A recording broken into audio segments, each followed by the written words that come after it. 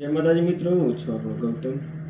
તો આજે આપણે વાત કરવાના છીએ યુટ્યુબ વિશે, મહેનત વિશે. એવી 5 વાત આપણે કરવાના છે: સમયની, મહેનતની, અને કઈ રીતે કામ કરવું, કેટલો આપણો સમય ઇમ્પોર્ટન્ટ છે, બરાબર, અને આપણા ઘરનાને કેટલો સમય આપવો, અને બીજી રહી વાત આપણા જે ભાઈબંધની, બરાબર. તો પહેલો તો મહેનત ઉપર એ નિર્ભર હોય છે આપણને કે કોઈ બી આપણી કોઈ બી વસ્તુનું કામ કરતા હોય, કોઈ બી મહેનત કરતા હોય, એની સફળતા પામવા માટે આપણે શું કરવું જોઈએ કે આપણે કોઈ બી વસ્તુ, ધારો કે તમે કોઈ બી મહેનત કરો છો, હું ધારો કે મહેનત યુટ્યુબની કરું છું, તમે ઇન્સ્ટાગ્રામમાં કરતા હોય, ફેમસ થવા માટે કરતા હોય, તમે બીજો પણ ઘણી બધી મહેનત કરતા હોય, એમાં હરેકમાં કોઈ બી આપણે મહેનત કરીએ એટલે પહેલાં તો આપણે એ મહેનત ઉપર આપણે હંમેશા ધીરજ રાખવી. ધીમે ધીમે એકદમ સફળતા મળી જશે તમને. આ વાત તમારે યાદ રાખવાની હંમેશા. કોઈ બી વસ્તુ આપણે નવી શરૂઆત કરીએ એટલે તમારે ધીમે ધીમે એકદમ સફળ થવાતું નથી, ધીમે ધીમે સફળ થવાય છે, બરાબર. બીજી વાત રહી વાત સમયની.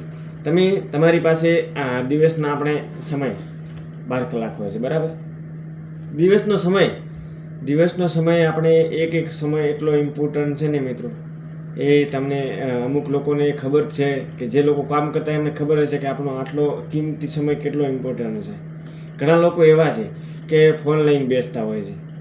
આજે આપણે એક વાત તો મોબાઈલ ઉપર કરવાની છે. મોબાઈલ તમે જુઓ, મોબાઈલ જોવાનો ના નથી, કોઈ મોબાઈલ જોવાનો ના નહીં કહેતો, પણ મોબાઈલને એવો ઇસ્તેમાલ કરો કે મોબાઈલ તમને કંઈક આપણને શીખવા મળે.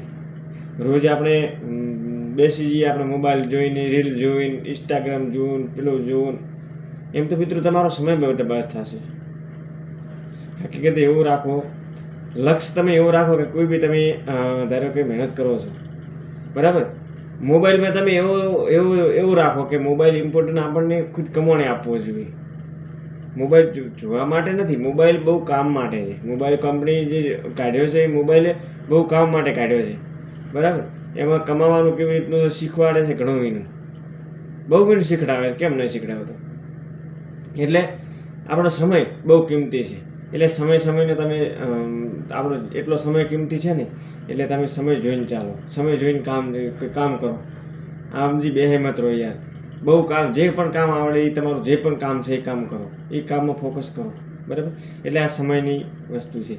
પછી ભાઈબંધની વાત આવે છે.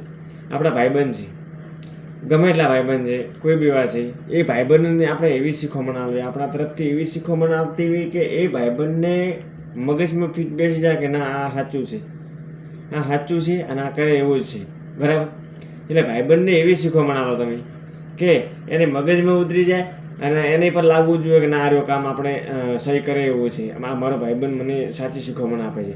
એટલે એને તો મગજમાં બેસે પણ બીજાને મગજમાં બેસાડે, ત્રીજાને મગજમાં બેસાડે, એમ કરતાં કરતાં જેટલા પણ ભાઈબંધ છે, 5 છે, 10 છે, એમને બધાને મગજમાં બેસાડી અને એમને એ લોકો પણ આ કામ કરતા થઈ જાય. ન કે નાકોમાં ફોન લઈને બેસતા હોય, અમુક ઘણા લોકો ફરતા હોય છે, બરાબર. તો અત્યારે આપણે ગુજરાતની અંદર બહુ ઘણું બધું એવા લોકો કમાવા એવા માણસો ઘણા બધા બેસી રહેલા હોય છે, ઘણા બધા કમાવા એવા છતાં પણ મોબાઈલ લઈને બેસી રહેતા હોય છે. આવું બધું ઘણું વિનું બને છે મિત્રો.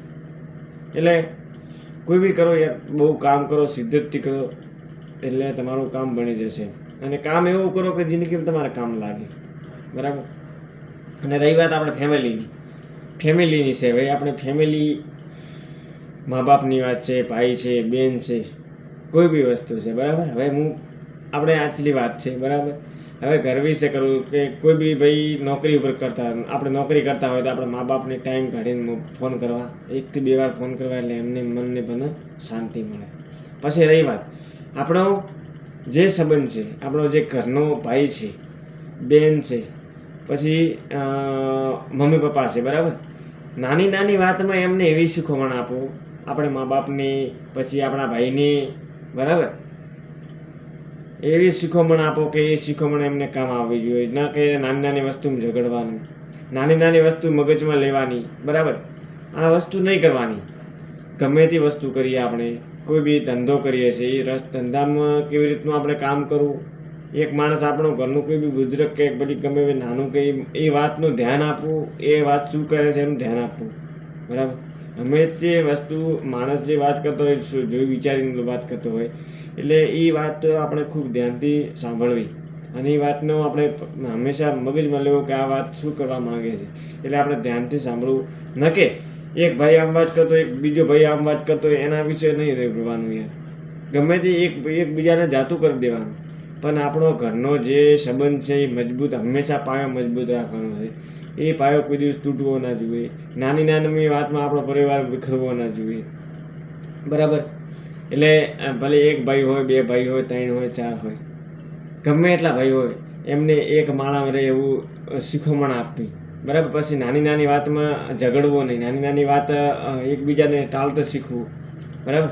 કે આ અને બીજો ગમે તેવો આપણને બીજા ઘરનો છે, બહારનો વ્યક્તિ આપણને અહીં શીખવણ આપતો હોય એ શીખવણ લેવી નહીં. બરાબર. એના ઘરે તો હેડતો હોય પણ આપણને શીખવણ આવતો એ વસ્તુ નિર્ભણે ના આપણે એ ભાઈનું જોઈને પણ ના ચડવું.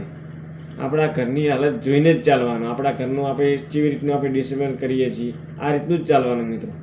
કોઈને કીધે નહીં ચાલવાનું. કોઈ બહારનો માણસો આવીને 2-4 આપણને થોડા વાત સંભળાવી દે અને આપણે કહી જાય કે ના સાંભળો, આપણો ભાઈ સાંભળી લે, આપણી મમ્મી સાંભળી લે, આપણા પપ્પા સાંભળી લે, પણ નહીં, એ વસ્તુ નહીં કરવાની. મજબૂત પાયો એવો બનાવો કે બહારનો વ્યક્તિ આવીને આપણને શીખવણ આપી જાય અને આપણે એ શીખવણે ચાલવું ન જોઈએ. એ શીખવણ આપે એ ચાલ્યા ચડી એ શીખવણ ભૂલી જવાની.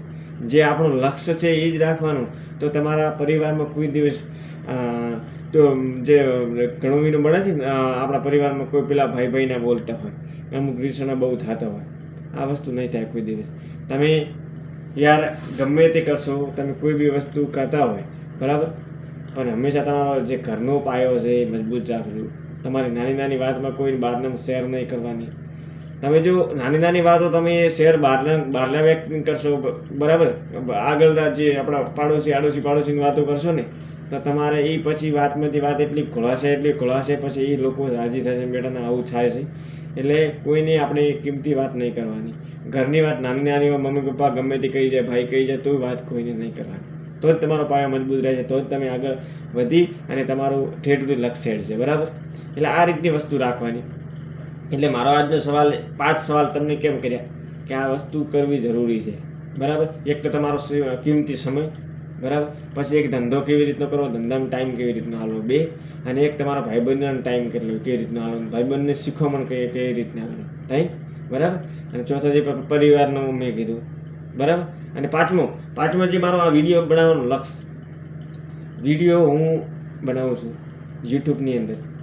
હું રોજ માટે વિડીયો હું અત્યારે જો બહાર કામ કરું, નોકરી કરું છું, તે છતાં પણ હું ટાઈમ કાઢીને વિડીયો બનાવું છું. કેમ કે આપણા ભવિષ્ય માટે આપણું નામ બનાવવાનું છે, આપણું નામ રોશન કરવાનું છે. એટલે ખૂબ જોઈ વિચારી હાલવું આગળ. એવું નહીં કે એક ધંધો જ કરવાનો. ગમે તે આપણે ધંધા કરી શકીએ છીએ યાર, આપણો માણસ ગમે તે ધારે કરી શકીએ છીએ.